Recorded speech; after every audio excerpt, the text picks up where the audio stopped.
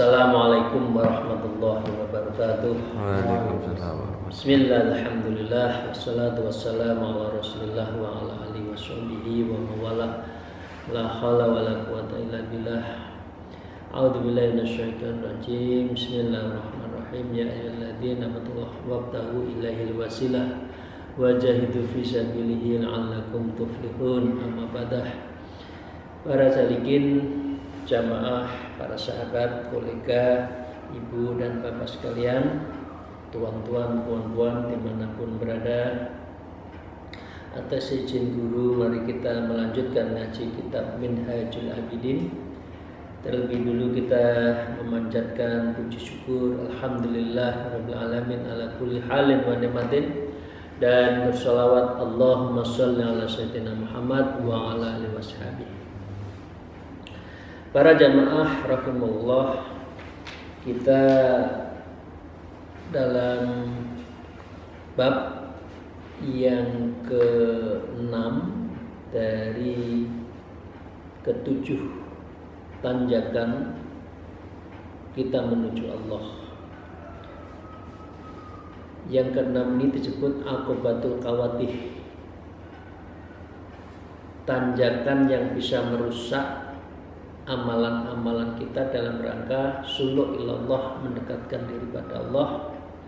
Satu di antaranya yang sedang kita bahas adalah riya, karena riya itu bisa menghilangkan atau mengurangi dari semua amalan-amalan kita. Satu di antaranya kemarin kita sudah membahas tentang amalan membaca surat Waqiah. Intinya kita membiasakan waqiah bagus, tapi jangan diniatkan sekedar saya ingin kaya sama saya ingin dapat rezeki, tapi dapat rezeki yang kuat badan kita sehingga kita bisa beribadah. Seharusnya seperti itu. Soalnya kalau kita hanya sekedar ingin kaya, ingin dapat rezeki, itu berarti suudzon terhadap Allah, yang seakan-akan Allah tidak memberikan sebagian dari rezekinya. Karena rezeki kemarin kan sudah kita bahas ada 4 kan.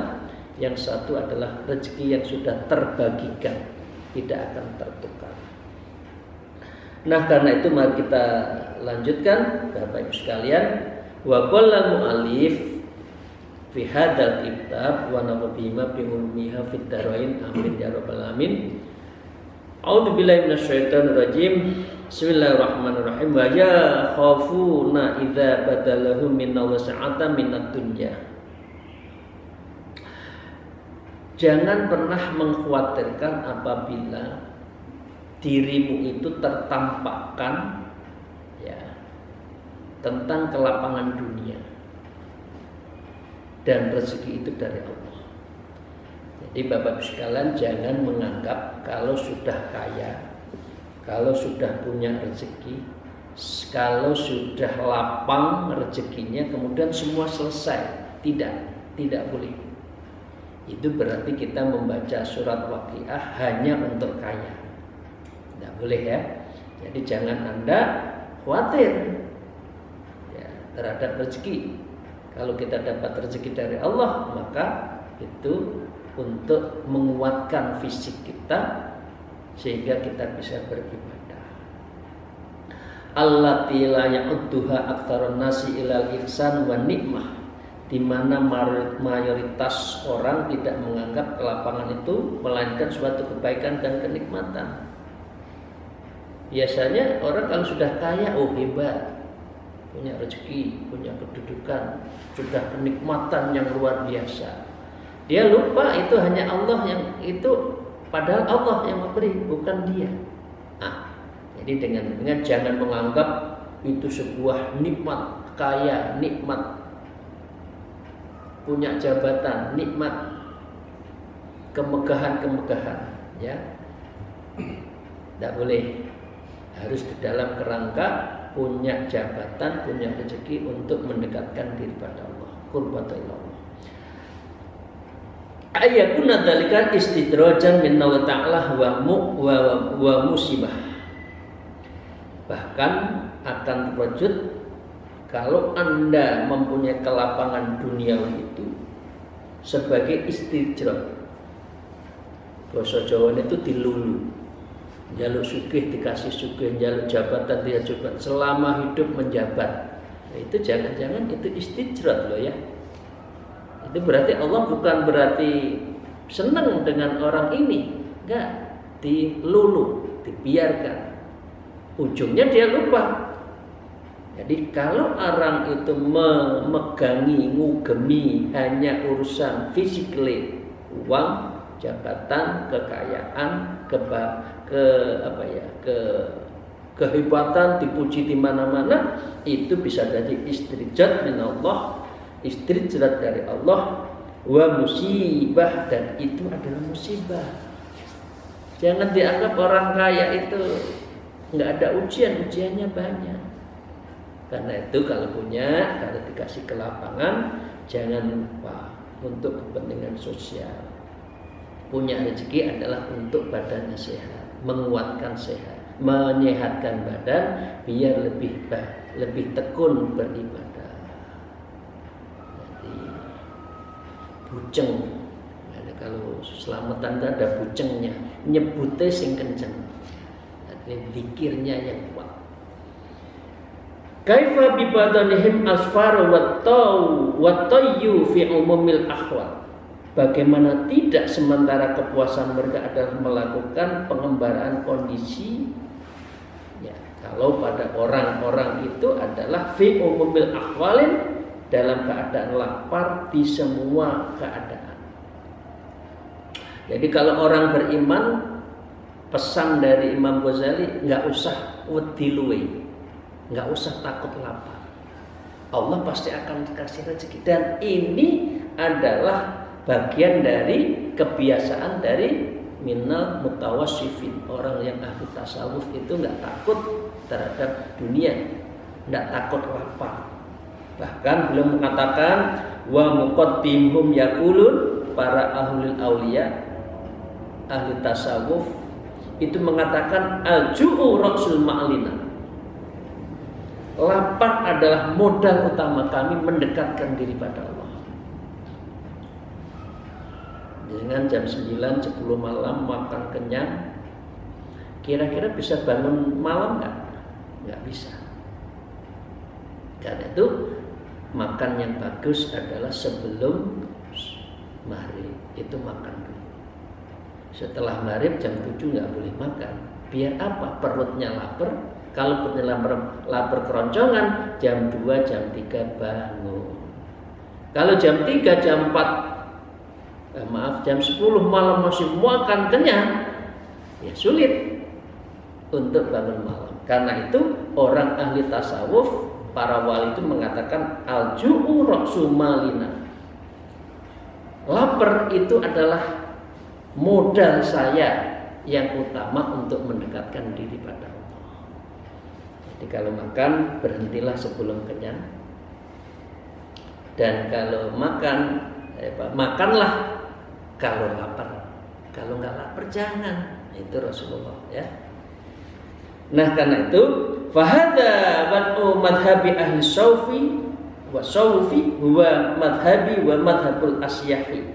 Dan inilah madhabnya ahli tasawuf dan juga madhabku Imam Ghazali, wa madhabi asyahi, dan para syekh-syekh saya itu, artinya guru-gurunya, mursyid-mursyidnya itu biasanya memang mengurangi makan.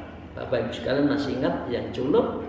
Orang suluk itu adalah taklilul kalam, menyedikitkan bicara, bukan sedikit-sedikit bicara. Kalau sekarang banyak kan sedikit-sedikit bicara, sedikit-sedikit komentar. Taklilul ta'am, menyedikitkan makan, bukan sedikit-sedikit makan. Sedikit makan, bukan sedikit-sedikit makan. Ya, taklilun naum, dan menyedihkan tidur. Itu paketnya orang yang suluk ilallah. Karena itu jangan terlalu kenyang-kenyang. Dan para aulia seperti itu. Wa bidzalika jarat siratu salafina, dan ini juga adalah kebiasaan orang as-salafus safilin, orang-orang salaf, orang-orang terdahulu, para kiai banyak tirakatnya. Sekarang kan jarang kiai yang tirakat. Ya, ada, tapi juga sudah asik dengan urusan lobby sana lobby sini. Ya, Bapak Ibu sekalian, maaf. Dan mestinya tidak seperti ini. Wa amma taksiru ba'dil mutaakhirin fala yuktabaru bihi. Dan ini yang nulis Imam Ghazali. Wa amma taksiru ba'dil mutaakhirin, sedangkan dari kalangan orang-orang mutakhirin sekarang ini ceroboh dalam hal urusan mendekatkan diri pada Allah, fala yuktabaru bihi, maka lapar itu tidak menjadi pertimbangan untuk mendekatkan diri pada Allah. Maunya makan enak, berlumba-lumba makan yang enak, sehingga lupa pada mendekatkan diri pada Allah. Wa innama dzakarna hadzal fasli alla yakzima fihim mukhalifun jahlan mimma qasidil qaumi fi umurihim. Nah, Imam Ghazali menjelaskan itu semua hanyalah agar orang itu yang berbeda pendapat tidak mencela kepada yang ia lakukan karena ketidaktahuannya orang tentang kelompok-kelompok yang lain dalam berbagai urusan mereka.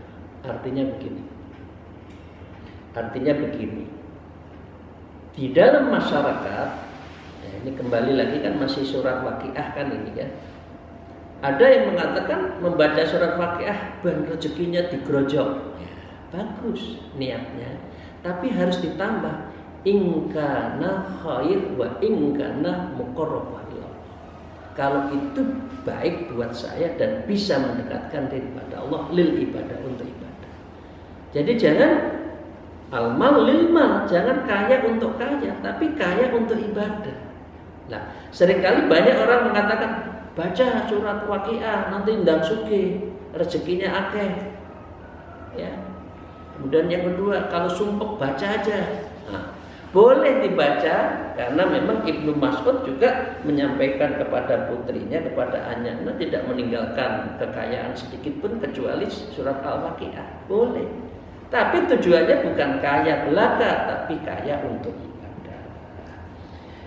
Au yaghlatu fihim, agar tidak terjadi kekeliruan menyikapi di antara mereka, mubdiun salimun sodri lam yahud minal ilmi haqqah, agar kita semua generasi yang sekarang ini, pelajar pemula yang ingin mendekatkan diri pada Allah itu tulus salimun sodri, tulus taslim, tulus hatinya dalam mendekatkan kepada Allah, lam yahudu, yang belum bisa mencerna minal ilmi haqiqah, pengetahuan yang sebenar-benarnya. Jadi kembali lagi, Al-Waqiah boleh dibaca, memang baik, tapi niatnya adalah untuk mohon rezeki yang bisa bekal ibadah dan bisa untuk kuat fisik untuk beribadah. Fa in qila kaifa yaliku hadza bihali ahli ilmi, lalu jika dikatakan bagaimana bisa dan layak membaca surat Waqiah itu dengan kondisi para ahli ilmu, wa tajarudi, dan para pelaku tajarud, yaitu mentotalkan diri pada Allah, wa zuhud, dan orang zuhud, wa arbab fi sabr, dan para pemilik kesabaran, dan para ahli riyadhah. Bagaimana kalau sudah tahap seperti itu membaca Waqiah? Tujuannya apa? Ya membaca Waqiah karena itu Al-Quran dan menjadi bagian dari amalan para sahabat dijalankan. Kalau orang zuhud, orang ahli tajarud, orang ahli ilmu, orang ahli sabar dan ahli riyadhah, tidak usah memikirkan dan merisaukan terhadap rezeki, baca saja. Allah yang akan memberikan. Nah, karena itu fa'am anna hadzal syai'u mahfudun minas sunnah, maka membaca surat Waqiah itu hanya dipandang, dilakukan karena itu sunnah Rasulullah. Nggak ada embel-embel ben kaya, ben sugih, ben ini biar itu kata. Tsumma maqsudu husul qanaah wal utbah. Selanjutnya tujuan membaca surat Waqiah itu tiada lain adalah untuk mendapatkan qanaah wal utbah dan menjadi bekal nanti di yaumil akhir. Beda ya, kalau orang awam membaca Waqiah biasanya untuk kaya. Kalau orang soleh ahli zuhud, ahli riyadhah, tiada lain adalah itu sebagian dari qanaah wal utbah wa uddatah, yaitu adalah ditujukan untuk bekal akhirat. La itba'u syarr wa syahwat, bukan karena mengikuti kerakusan dan hawa nafsu. Aku arep naik pangkat, tak surat Waqiah lagi ben aku naik pangkat. Ndak puas, besok lagi 2 tahun 3 tahun lagi naik pangkat, baca lagi biar ini. Enggak puas. Nah, itu berarti nafsu. Membaca Waqiah karena nafsu, bukan karena riyadhah, bukan ahlul qanaah. Wa dhafi an istima'il usrati wa siddatin, dan dia itu ketidakmampuan menanggung kesulitan dan kesusahan hidup. Wonge wedi urip, orangnya takut hidup, takut ndak dapat rezeki, takut ndak naik pangkat. Akhirnya baca Waqiah niatnya untuk itu, tapi takut pada atasannya, bukan takut pada Allah. Jaluk tulungi ya, membaca Waqiah kemudian rengek-rengek kepada atasannya. Ini tidak boleh ya. Dan kalau seperti kita, bismillah, insya Allah moga-moga tidak melakukan membaca Waqiah demi enggak. Karena lillah, untuk qanaah, untuk zuhud, untuk ahlus sabr dan ahli riyadhah. Maka dengan demikian waqad alima dzalika manim tahanahu fa'lam hadhil jumlatu muwaffaqah. Dan sungguh hal ini perlu diketahui untuk apa? Untuk menghadapi ujian-ujian ya. Maka dengan demikian fa'lam hadhihi jumlatul muwaffaqah, maka dengan demikian ini untuk menghadapi semua itu semua, untuk menghadapi hidup, cara kita beramal, kita pilih ya insya Allah ahli riyadhah, ahli qanaah, ahli sabr, ahli zuhud. Itu ya Bapak sekalian, tidak usah terlalu merisaukan urusan dunia. Nah, ini kita bahas untuk apa? Untuk menjadi bekal kita. Insya Allah Ta'ala ditutup yang pertama tentang riya ini oleh Imam Ghazali. Insya Allah Ta'ala moga-moga kita bisa melakukan ahli zuhud, ahli riyadhah, ahli sabr, ahli qanaah. Amin ya rabbal alamin. Bapak Ibu sekalian, ini yang pertama. Yang kedua, yang bisa menjadikan amalan kita hilang apa? Dalam tanjakan aqobatul kawadih yang merusak. Para jamaah rahimahullah, qadihus sanil al-ujub. Sedangkan yang kedua yang merusak dari amalan kita adalah ujub, membanggakan diri, ya. Wa inna malzamuka istinabuhu amroin. Dalam melihat ujub itu ada 2 hal, ada 2 bagian. Yang pertama adalah ahaduhuma annahu ya'jubu 'anit taufiqi wa ta'yid minallah ta'ala. Yang pertama, ujub itu dapat menutup taufik dan bantuan dari Allah. Bagaimana Anda merasa kaya dirinya, kita merasa hebat dirinya. Allah mengatakan, "Loh, kamu ngaku dewe kan? Kamu sudah ngaku-ngaku hebat, ya udah nggak usah tak kasih pertolongan kan? Kamu nggak usah saya taufik wal hidayah, taufik wa ta'yid, enggak." Karena apa? Dia menyaingi, membanggakan dirinya, yang seharusnya membanggakan diri itu adalah hanya untuk Allah. Jadi orang yang ujub adalah ayyak jubu anit taufik wa tayyidi minallah, akan hilang taufik dan fadilah anugerah dari Allah Ta'ala. Fa innal ujubu mahdulun, maka dengan demikian sesungguhnya ujub itu adalah bisa menelantarkan orang. Ndak disopo karo Gusti Allah. Kowe ngaku-ngaku dhewe ndak disapa oleh Allah. Fa idza qata'a 'anil 'abdi tayyidu wa taufiqi minallah Ta'ala, maka apabila terputus seorang hamba dari Allah, dari bantuan Allah, dari taufik Allah, apa yang kita senangi, yang kita bisa tenang apa? Kalau kita terputus hubungan dengan Allah, dari bantuan Allah, dari taufik Allah, itu apa? Fama asra'a mahyalika, maka betapa cepat ia akan membuat apa? Yuhlika, hancur dirinya. Jadi dengan demikian, naudzubillah min dzalik, ya Allah, Bapak Ibu sekalian, mari kita jaga agar kita tidak ujub, bangga, mbah-mbah saya,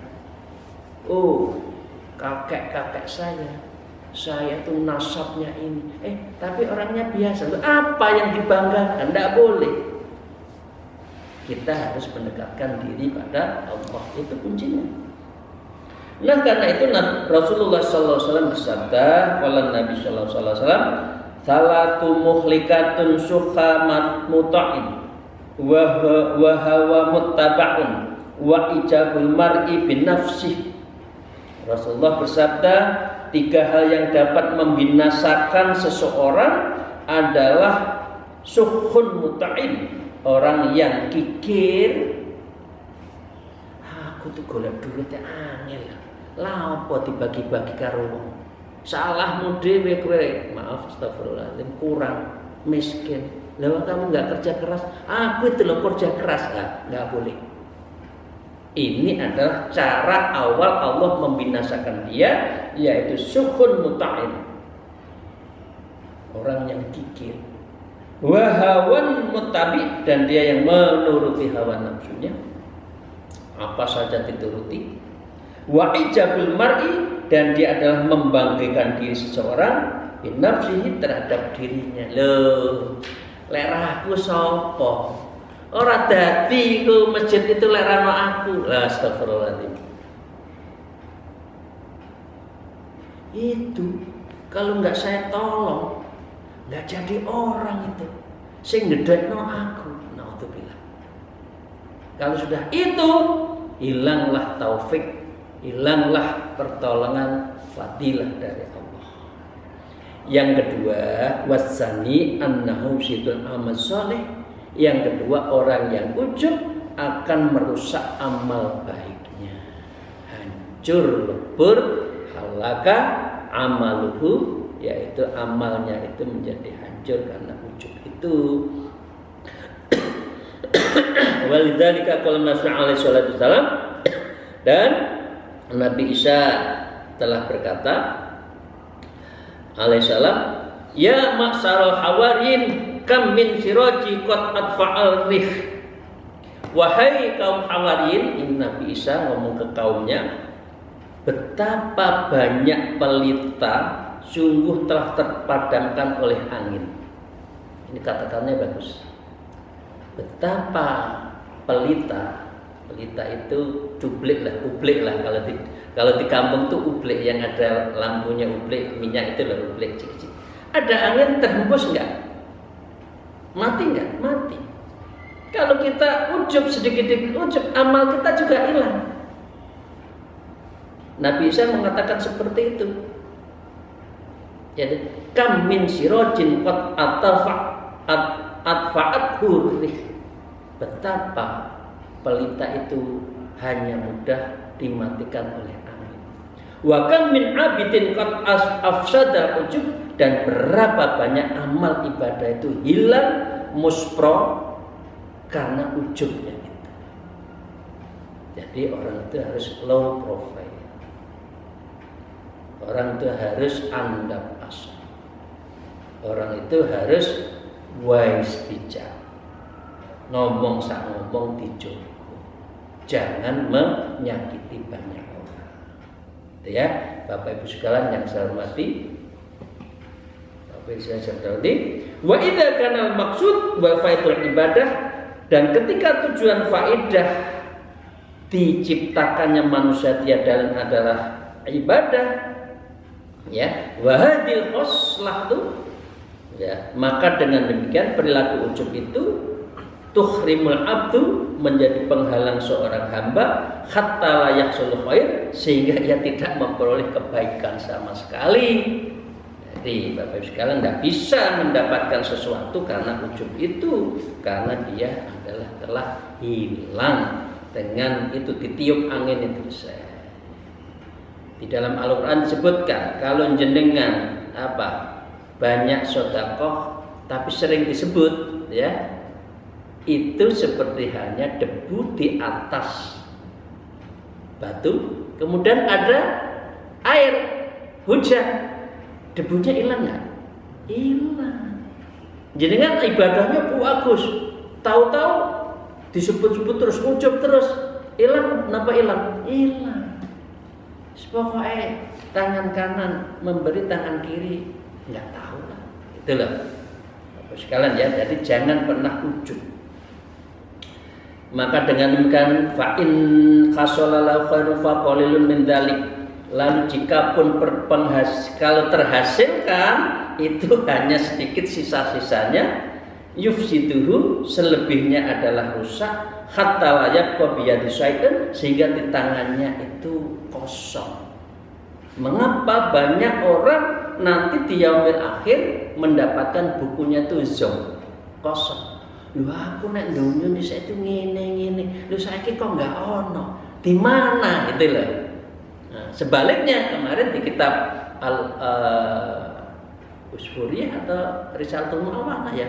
Kalau kita banyak didolimi, disakiti, difitnah, harta kita diambil orang lain tapi nggak ngomong, justru itu akan tambahan kita. Nah, itu adalah buku lain dari Allah diberikan kepada kita. Tapi kalau ujub, catatannya hilang, zong, yaitu dia adalah kosong. Fahaqiqu ayyah darmin dalik fatakhafadallahu wa takhafadallahu ta'ala waliyun taufik bil ismah. Maka ditutup untuk tentang ada dua akibat dari ujub tadi. Itulah fahaqiqun ayyah darmin dalik, hendaklah engkau berhati-hati. Kita harus hati-hati beramal. Wa takhafadallahu wallahu ta'ala waliyun. Semoga Allah memelihara kita dari sikap ujub tadi, at-taufiq wal ismah, sehingga kita mendapatkan pertolongan dan dijaga oleh Allah Subhanahu wa taala. Amin ya rabbal alamin. Semoga Allah meridhai, membimbing kita dan menjaga amal-amal kita. Jangan riya, jangan ujub. Satu lagi biasanya jangan takabur, itu paket. Kalau orang ujub biasanya riya, biasanya takabur. Ujub itu membanggakan, kalau riya itu mengumbar, nyeritakan amalannya. Kalau sudah itu melecehkan orang lain, namanya takabur, merendahkan orang lain.